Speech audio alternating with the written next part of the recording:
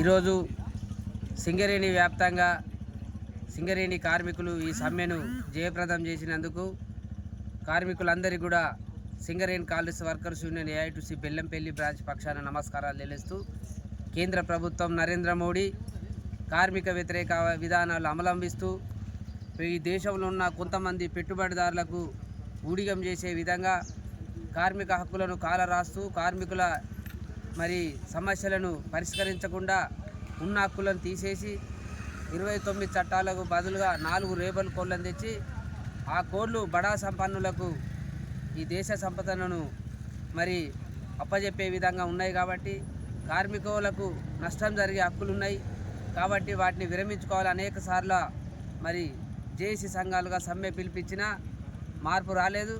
కావున మరోసారి ఈరోజు సమ్మె పిలిపివ్వడం జరిగింది.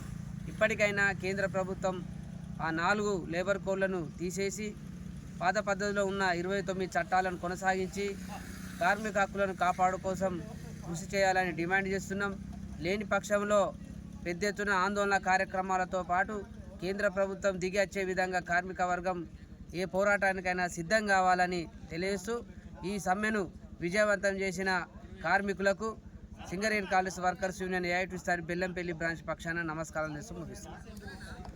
కార్మికుల ఐక్యత, కార్మికుల ఐక్యత. కేంద్ర ప్రభుత్వం ఉండి వైఖరి, కేంద్ర ప్రభుత్వం ఉండి వైఖరి.